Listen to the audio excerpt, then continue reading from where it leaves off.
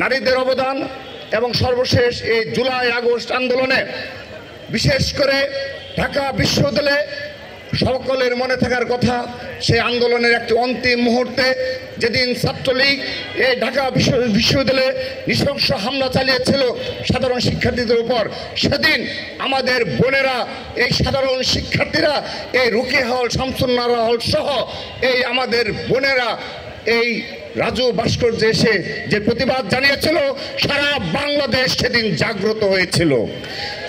এবং সত্যিকার অর্থে সেদিন জুলাই আগস্ট আন্দোলন প্রাণ ফিরে পেয়েছিল। আমরা তাদের ধন্যবাদ জানাচ্ছি। এই আন্তর্জাতিক নারী দিবস উপলক্ষে তাদের উদ্দেশ্যে বলতে চাই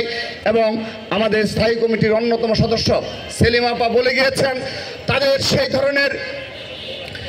রাজপথে অবদান, রাজপথে অবস্থান, যখনই বাংলাদেশে কোনো অপরাধ সংগঠিত হবে তাদের সম্মিলিতভাবে সেই প্রয়াস আমরা দেখতে চাই এবং বাংলাদেশে নারী অধিকার প্রশ্নে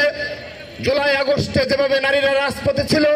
নারীদের অধিকার আদয়েও ঠিক সেভাবে রাজপথে থাকবে, আমি সেই প্রত্যাশা ব্যক্ত করছি। প্রিয় উপস্থিতি, আমি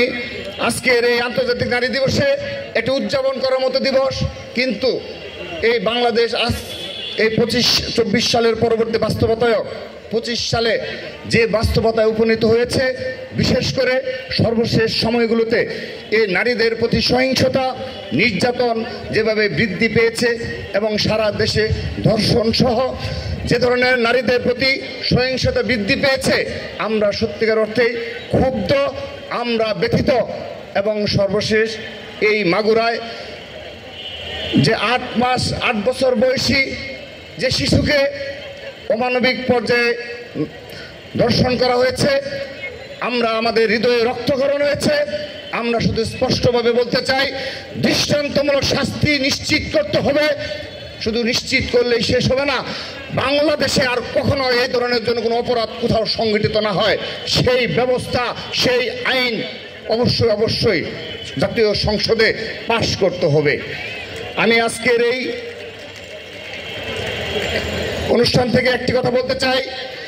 যখনই কোনো নারী নির্যাতনের সহিংসতার ভিডিও সোশ্যাল মিডিয়ার ভাইরাল হয় কিংবা আমাদের সম্মুখে আসে, তখন আমরা সবাই সোচ্চার হই এবং প্রতিবাদ জানাই। কিন্তু আপনারা লক্ষ্য করে দেখেন, যদি এই মাগুরার ঘটনাটি যদি সোশ্যাল মিডিয়ায় না আসতো, এক্ষেত্রে আমাদের দলীয় যুব দলের, আমি কৃতজ্ঞ স্বীকার করছি, যুব দলের একজন